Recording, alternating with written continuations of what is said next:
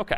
So none of that is sort of intellectually interesting. Like, we learned how to make files and folders. Let's now actually dive in deeper to some of the code and the ideas with which we actually solve problems. This first program didn't do all that much, but it did kind of express an idea. And we're going to start to take for granted even more so what a function actually is. And maybe just to make this point clear, let me go ahead and do this. Let me change the screen to just a blank canvas. That's all the circles I was drawing earlier.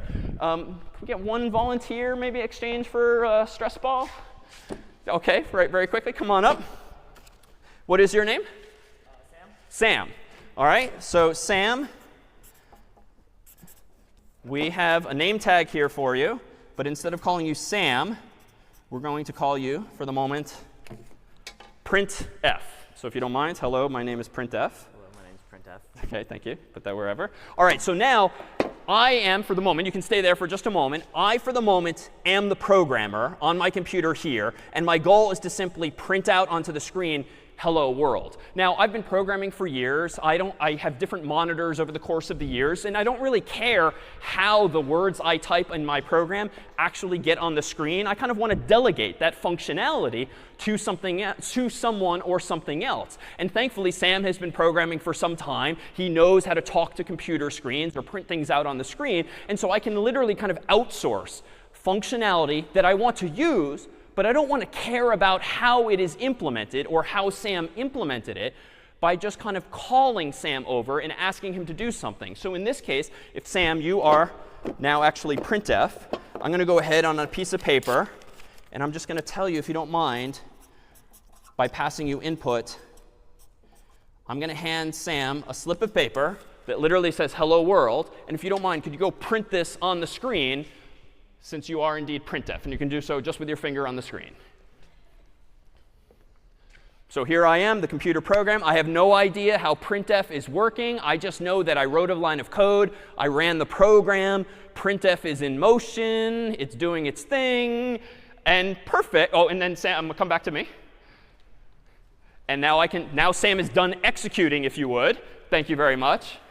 And that was a ridiculously belabored way of making the point that functions aren't intellectually like all that interesting. It really is just this packaging up of functionality that I don't necessarily need to know or care how it works, but I want to get the job done. And in fact, we can do one more job, if you don't mind changing your name for just a moment. How about in exchange for 2 stress balls? So now I'm actually going to call you, or rename you, getString. Because it turns out that in the computing world, technically it doesn't add all that much to put this on, but that's OK. So in the computing world, there's a whole bunch of other functionality that you can use, some of which is CS50 specific, but most of which is not. And so in fact, if I go ahead and open up here this list, some of the functions we're about to start using and taking for granted are these. GetChar for get me a character. GetInt for get me an integer. GetString for get me a string or a sentence. GetFloat for something even different. And still, I don't know how those work. I don't really know how keyboards work or where the input comes from. But thankfully, someone else did. Sam, in this case, he implemented getString. And so now, if you wouldn't mind, Sam, I'm going to write another program with you right there. And it's going to look instead like this. I'm going to go ahead and create a new file called get_string, or rather string.c. I'm going to go ahead and do include standard.io.h, int main void, which is just copy and paste from before. But instead of just typing out hello world, I'm going to do this. String s gets get_string name. And then I'm going to do printf, quote unquote, hello, comma, %s. \n s semicolon. Now, what is going on? We'll come back to line 6 in a moment. But line 5 is now doing 2 things. On the left-hand side, it's declaring a variable called s that's going to store apparently what type of data? A string, which is like a word or sentence, paragraph, or whatever. It's characters from the keyboard. And what's going to go inside of s? When we talked about variables earlier, we put inside of another variable called I, the number 0. Here on the right-hand side of the equal sign, we're instead putting the name of a function, which is kind of interesting. Because before, when Sam was a function called printf, he just did something, and he came back to me. But he didn't hand me anything. I just sort of thanked him and moved on. But in this case, I actually want Sam to, if you would, just go into the audience for a moment with this pen and piece of paper and just go literally get me a string. Get me the name of someone, if you could. Anyone you want. So again, I have no idea how this is implemented. It might have taken Sam 5 lines of code, 20 lines of code, 100 in order to support the process of getting input from a human. But what's different in this case of this function is he's going to now come back to me and not just be done executing. He's going to actually bring something back to me, and we're going to start calling this, thank you, Sam, a return value, the name of which is Katrina. And so he's literally handed me what we're going to call a return value. I'm now going to go ahead and do something with that. And how do I plug that into my string? I do that with this line 6 here. I say printf, not just hello, but hello, comma, %s. %s is just a cryptic way of saying put some string here. What string do I want to put? Well, immediately after the comma, notice that I've mentioned the name of the very variable, s, into which I stored whatever it was Sam handed me.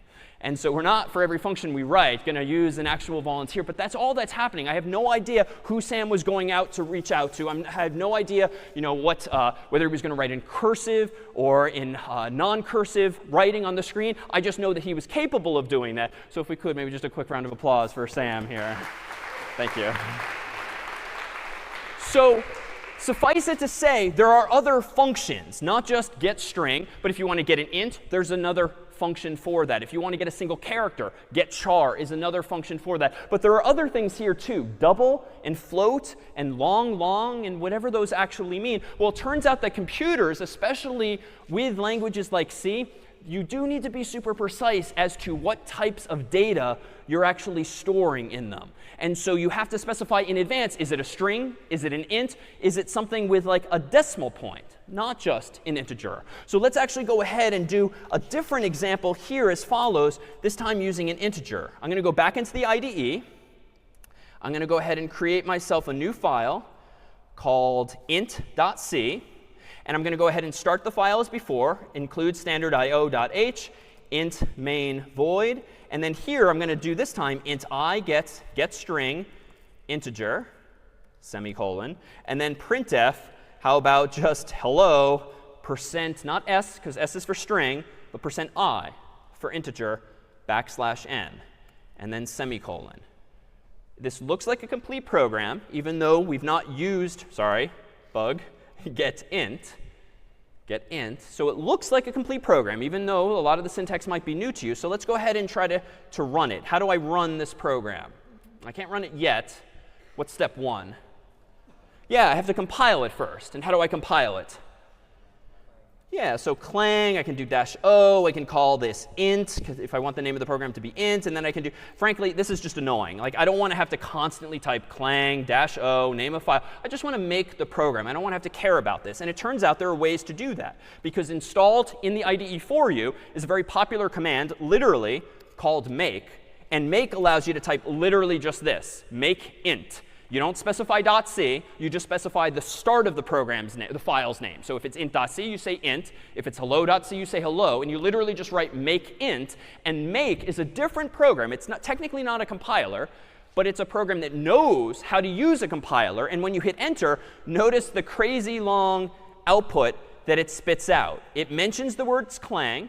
But then it mentions all of these other command line arguments that you would never want to try to remember or let alone type out yourself. It would be incredibly tedious. But that's simply because we, the staff, pre-configured the IDE to just configure clang in a certain way to give it certain features without you having to enable these features yourself all the time. But unfortunately, even though I tried to compile my code, this cannot possibly be good. Seeing 3 errors in a program that is barely 3 lines long. This is not very promising. Well, it turns out you needn't get overwhelmed when you see bunches of errors on the screen after writing a program, because sometimes the computer just gets confused. And the most important error is probably the very first one that the computer noticed, because the others might just be dependencies, like sort of resulting from that first error. So don't get overwhelmed by the number of errors. Instead, look at the very first, and you'll see this. Implicit declaration of function getInt is invalid in C99, and then some other cryptic stuff. And then I see one line of my code as the third line of that output. I really don't know what that means offhand, but it does seem to be an error somehow related to getInt. Now, why is that? Well, it turns out that getInt does not come with C. It's sort of a training wheel that we use for the first few weeks of the class before removing those training wheels, just to make it easier in C to get input. In Scratch, you just already have a lot of puzzle pieces that make it easy to do things. In C, you don't. If you simply want to get input from the user, you actually have to jump through a few hoops, so to speak, and write more lines of code than might be ideal. So we, the staff, wrote what's called a library, a collection of functions, like a whole bunch of SAMs that know how to do very specific things. And we gave them names like getInt and getString and so forth. But the catch is that therefore, because CS50 made them, they're not in the standard input and output library. They're in the CS50 library. So if I want to use some of this functionality in the course's first weeks, I actually have to add one more inclusion. I have to say, hey, computer, also include not just the standard input and output library, where library is just a collection of someone else's code. And in this case, it used to contain just printf. But now the CS50 library also contains getInt and getString and other pieces of functionality. So let me go ahead and save the file, go back down to my terminal window here, and now rerun makeInt. Crossing my fingers, enter. Damn it. What actually happened here? It's my second bug, but it's progress. Now I'm down to 2 red errors. And this time it says error, more % conversions than data arguments. A little, I can kind of wrap my mind around that. But notice I haven't practiced what I preached a moment ago. What is missing from line 7 that I've highlighted? You have to put a comma after the string and then include the variable. Yeah, exactly. I have this placeholder, %i says put in integer here, but I didn't finish the thought. Like some Scratch puzzle pieces have multiple white boxes into which to type or drag other puzzle pieces. So it's kind of as though I haven't finished the thought. I need to actually say, what value do I want to plug into this string? And you do that in C by separating your inputs with commas. And in fact, these inputs to functions are called parameters or arguments, depending on the context. And so what argument do I want to pass in? Well, I want to pass in I as like a second white box in a Scratch puzzle piece that somehow influences the first input, otherwise known as an argument. And now, if I really cross my fingers after saving the file and rerun makeInt, now I get no errors. And no errors is good. And now if I type ls, what file should I hopefully see among my others? Yeah, hopefully a program called int. And indeed, there it is in green with a star after it, meaning I can do /int, integer. Give me a number. 3, I heard first. Hello, 3. Let's run it again. I heard 6 earlier. Hello, 6. And we could do this all day long, unless I get a little random and type monkey. But the program's going to notice that. And then, indeed, that's some of the functionality you get from library code. We took the time, the staff, to implement getInt in such a way that if you, the human, don't give us an int, we're just going to reprompt you, reprompt you, reprompt you. So in this case, typing a word doesn't work. Typing something like 1.23 doesn't work, because that's not an integer. That's what we're going to call a real number, but really a floating point number, where there's literally a point in it. But if I do type something like 42, then I get my hello 42.